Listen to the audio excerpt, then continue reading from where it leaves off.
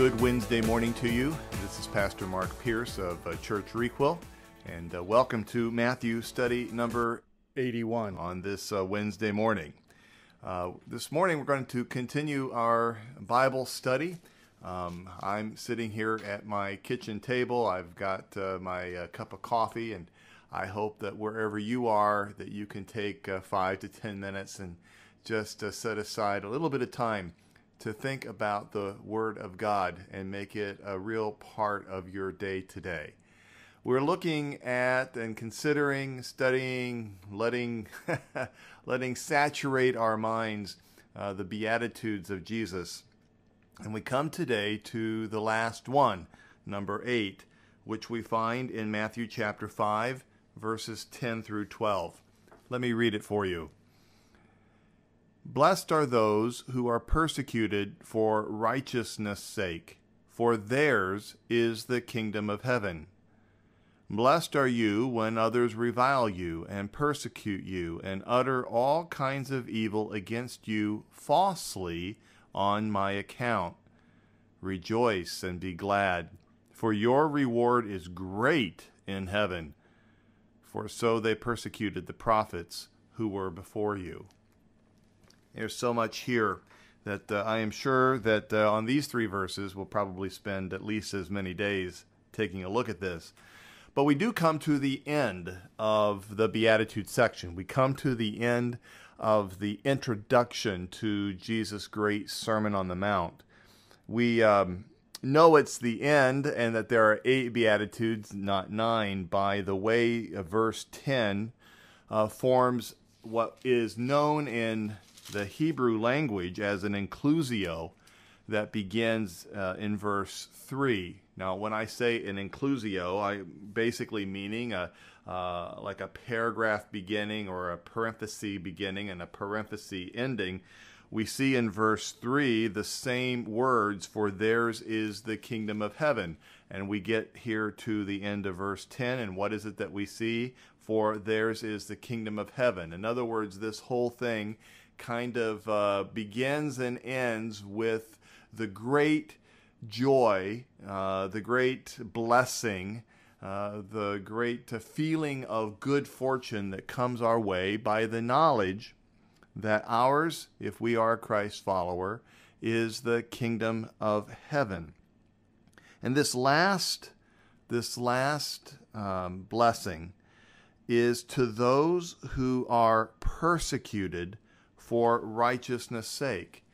Now, there's probably no other place here in these Beatitudes where we come face to face with such a great dichotomy and opposite. I suppose we see it to some extent, or to maybe an equally great extent in verse 4, where we see, blessed are those who mourn, for they shall be comforted. But here we have this very concept of happiness, blessing, fortune, being to those who are persecuted. Now, anyone who's ever been persecuted knows that that's not the first feeling that comes to mind, which is exactly why, by the way, these are not feelings, but rather are attitudes. We haven't talked a lot about this, but this is a state of being. This is a mindset. This is a determination, an attitude that one forces in his own mind. And this idea that when I am persecuted, I am to feel blessed, or I am to have the attitude of being blessed, regardless of how I feel, is, I think, the point that Jesus is getting across. One thing that we can say about Jesus, he is certainly quite straightforward and quite honest. He does not say here that he has come to make us feel good. He has not come to give us necessarily great pleasure. He has come to make men great, and that may be at a great sacrifice. 100 years later, one of the Christ followers who was struggling making a living. Hold on a second. What would a Bible study be without me tapping the light, right? 100 years later, a man went to Tertullian, one of the fathers of the Christian faith, and said, "Well, but I have to make a living." And Tertullian said, "Do you?" In other words, the concept is that Jesus knew that his followers in the immediate aftermath would face great persecution on account of their faith in him, on account of the fact that they have made him the Lord of their life. In the Roman Empire, the Lord, the only Lord, was known as Caesar. And this was a great political unification of the Roman Empire that stretched from Great Britain on one side to Jerusalem and farther points east on the other side. The one thing that could bring them all together originally was the Roma goddess, otherwise where we get the idea of Roman. But there needed to be a personalization of that God, and that was always known to be whoever the Caesar was. So to suggest that someone else besides Caesar could be Lord created great difficulties for the next 200 to 300 years for the Christian. There was great difficulty because so much of the society was formed around the basis, both socially, religious, family-wise, around this idea of the gods and goddesses of the Greek and later the Roman Empire. So to say there is only one God, and I will serve him, and his name is Jesus. So if I'm a Mason, for example, I will refuse to provide work for a temple to a god or goddess. Or if I am a tailor, I will refuse to make a robe for a priest or priestess. Or if I am a wife who makes the decision to follow Christ and therefore I am breaking away in some way from my husband or husband from wife, you can see how there would be this great persecution that would come as a result.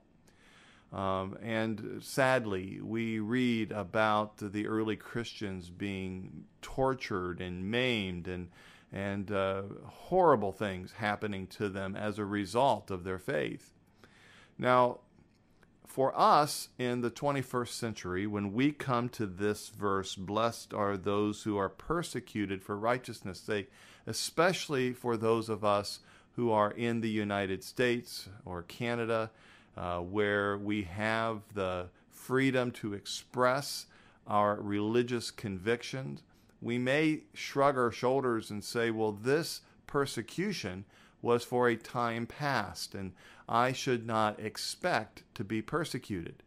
But nothing in the scriptures that I read in the New Testament tell me that just because of the time and the place where we live that there will not be persecution. In fact, I would suggest to you that the very attitudes that we have about our Christian faith, the way we live out our life, if we do the kinds of things that are spoken of here in these Beatitudes, if we express a poverty of spirit, if we have a pensive disposition, if we have a meek and quiet spirit, if we are craving after spiritual blessings, if we have a merciful spirit, if we have a purity, single-minded, devoted heart to God, if we are making the risks that are necessary to make peace, we also will be reviled and persecuted.